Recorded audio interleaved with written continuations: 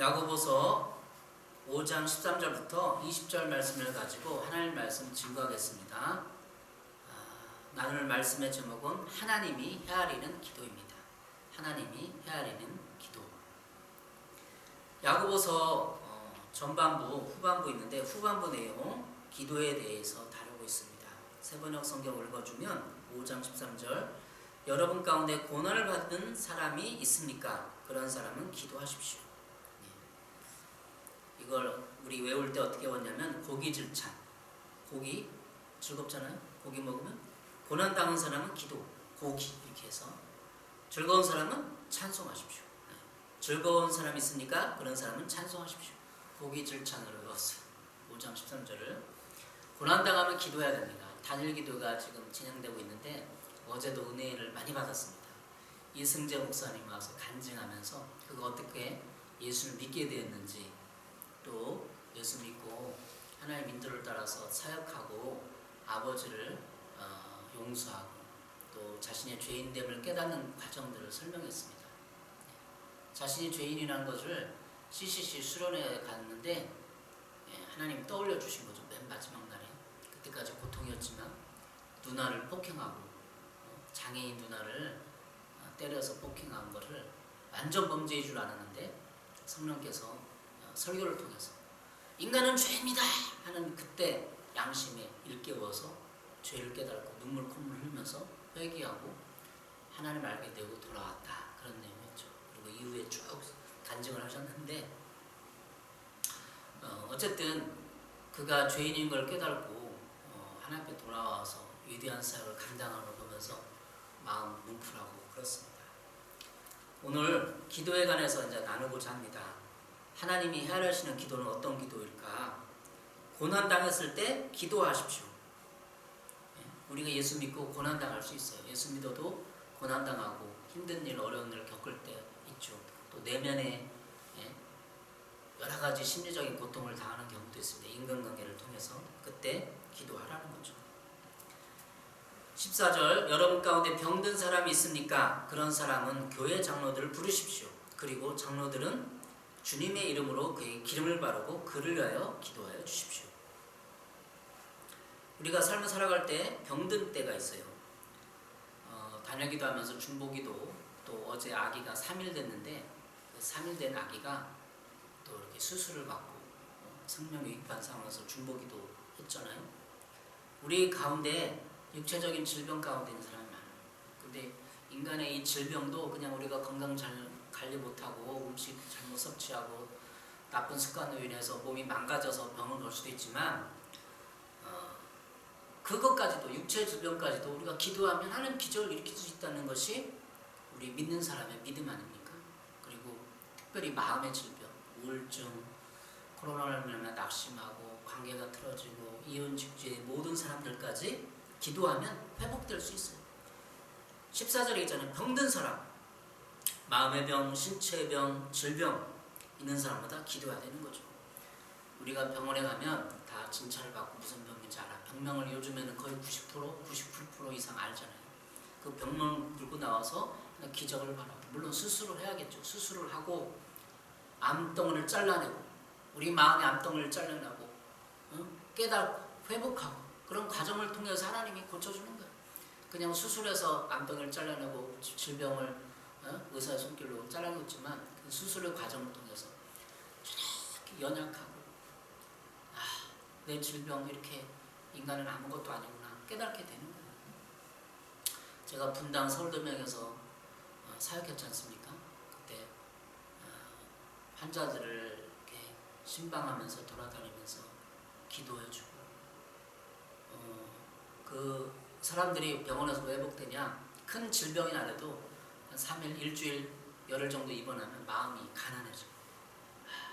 이 병, 이 질병은 인간에게 아니구나, 아무것도 아니구나 하면서 하나님을 찾게 되는 거죠. 원목실에 내려와서, 예배 처소에 내려와서 기도하고 눈물 흘리고, 연목실 예배 드리는데, 수요 예배 드리는데 10명을 데리고 와서 설교하고 하는데 다 눈물 흘리는 사람이 있어요.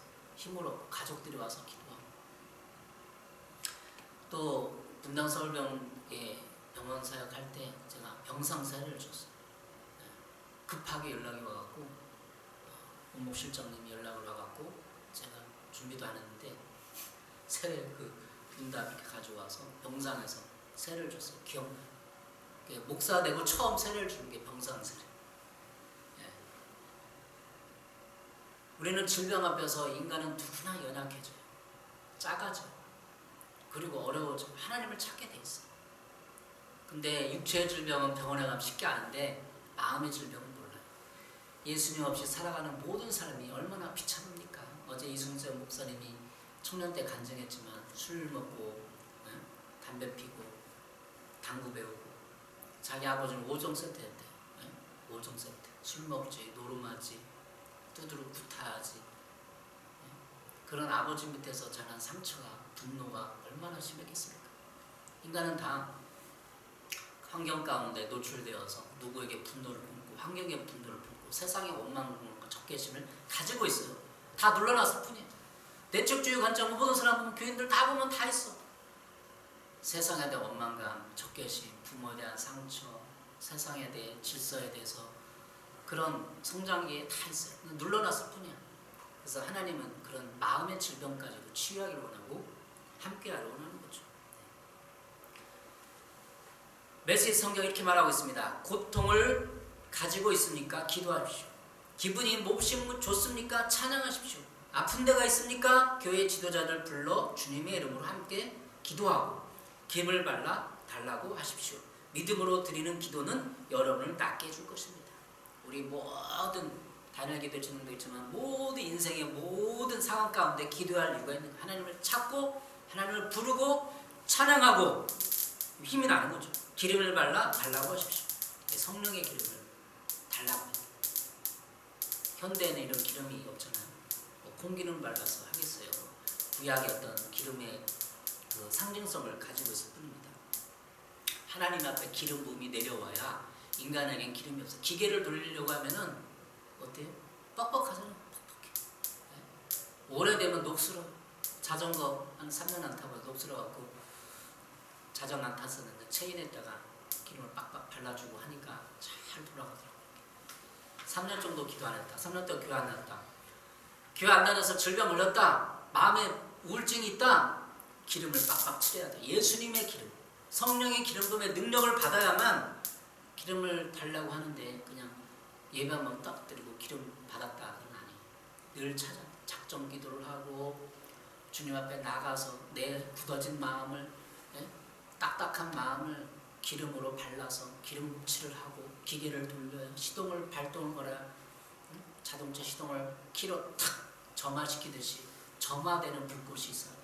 예수님 교회 나와서 혼자는 못해요. 주위 사람 보고 저도 겪어보면 혼자는 못해요. 집에서 혼자 어떻게 뚫을 못 뚫어요. 공동체 가운데 예배 시간에 나와서 예배 드리고 막 10분 30분 부르짖고 이게 점화가 되는 거예요. 그 점화를 시키는 거. 너무 소리 요란하다 기도원 같은데 싫어하면 안 돼. 점화를 시켜줄 뿐이에요. 점화를 탁 엔진에 점화를 붙여줘야 성령의 기름 부음이 필요하다는 거죠. 믿음으로 드리는 기도는 여러분을 낫게 해줄 것입니다. 마음을 낫게 하고 질병을 낫게 해주고 환경을 낫게 해주고. 야고보서 5장 16절입니다. 16절 읽겠습니다. 그러므로 여러분은 서로를 죄를 고백하고 서로를 위하여 기도하십시오. 그러면 여러분은 낫게 될 것입니다. 의인이 간절히 비는 기도는 큰 효력을 냅니다. 세 번째 성경이죠. 여러분은 서로 죄를 고백하는 거예요. 이 세상에서 어느 집단 가면 서로를 감추고 죄를 고백하지 않고 감춰요. 어제 이승재 목사님도 감췄다고 어렸을 때 누나 구타한 거를 감추고 엄마도 모르게 목욕도 일찍 시켜서 싹 완전 범죄. 그러나 양심은 못 속여. 내 양심은 알고 있어. 그래서 내가 스스로를 항상 성찰하고 아침에 또 저녁에 말씀 묵상 찬양하면서 내가 잘못한 거를 한번 뒤돌아본 다음에 그걸 서로 고백하고 공동체 가운데 고백하고 연약함을 인정하고 서로 죄를 고백하고 서로를 위해 기도하십시오. 의인이 간절히 비는 기도는 큰 효력을 냅니다. 인류 역사상 위대한 부흥과 모든 부흥운동 모든 기도의 부흥의 사람들은 다 서로 죄를 고백했어.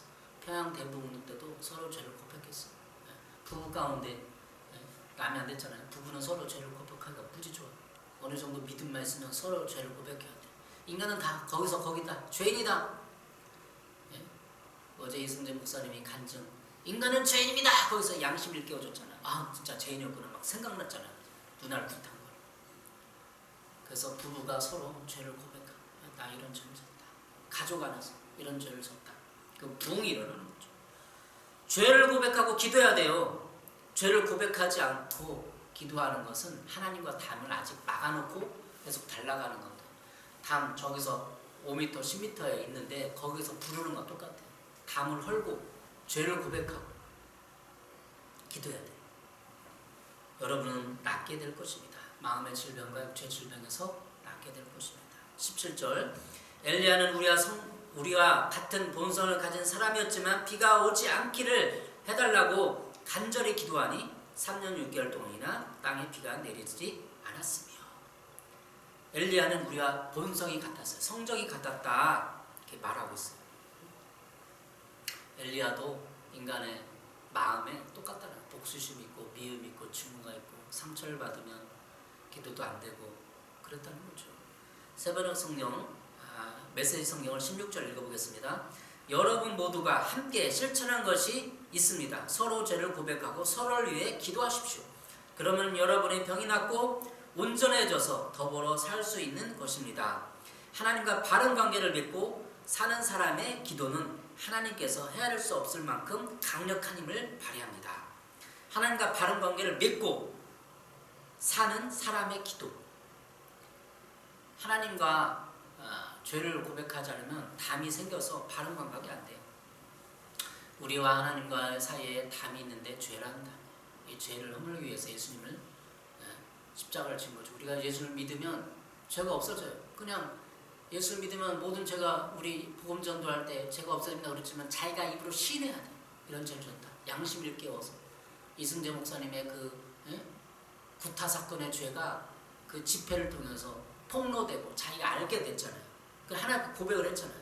하나님과 바른 관계 설정됐잖아요. 우리와 하나님과의 바른 관계를 맺고 사는 그런 평상시의 생활 습관, 죄의 담이 허물어졌을 때 하나님께서 해할 수 없는 만큼 강력한 힘을 발휘하는 거죠. 우리의 기도. 그래서 강력하게 공동체에서 회개 기도를 또 내 자신의 자성의 기도를 많이 해야 됩니다. 안 되는 사람은 공동체 가운데 부르짖고 또 기도문을 이용해서 회개 기도문을 통해서 뚫어야 됩니다. 하나님과 바른 관계를 통해서 기도의 힘이 발휘됩니다. 왜 우리가 말씀 묵상하고 찬양하고 그런 거죠? 하나님과 바른 관계를 위해서. 하나님은 신이 아니에요. 우리가 인간이 하나님과 형상을 닮은 하나님을 닮은 존재로 창조됐기 때문에 하나님과 우리가 똑같은 마음을 가지고 있어요. 누가 나를 무시할 때 기분 나쁘고 불쾌하고 그걸 하나님의 성정을 표현할 때 진노하신다. 하나님이 심판하신다. 이렇게 표현하죠. 인간이 하나님은 성질 부렸다 얘기하지만 하나님이 성질 부렸다 얘기할 수 있는 부정적인 단어. 하나님은 진노하셔. 죄에 대해 진노하셔. 죄인들에 진노하셔. 참고 있고 우리를 사랑하기 때문에 연장해주고 참고 기대하고 인내하고 예수 그리스도의 최후 심판 때까지 유보하는 것 뿐입니다. 과연 우리가 하나님과 바른 관계를 위해서 무엇을 노력했는지 그냥 말씀 묵상하고 기도하는 것이 아니라 하나님을 인격적으로 내가 잘못한 부분 늘 보고 있다고 의식을 해야 됩니다.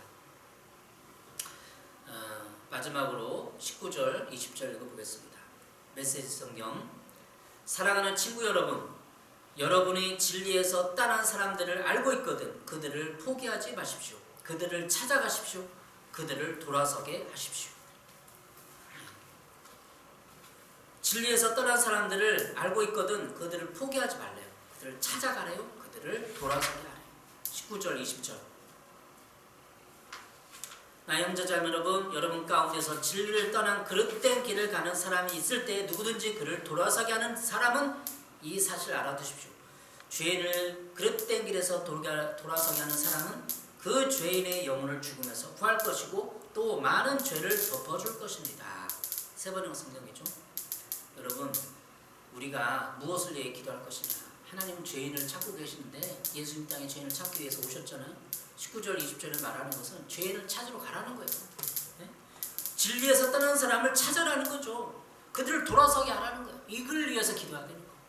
내 주변의 사람들을 위해서 오이코스 명단을 적고 내 주변에 관계망에 있는 사람들을 찾아가야 되는 거죠.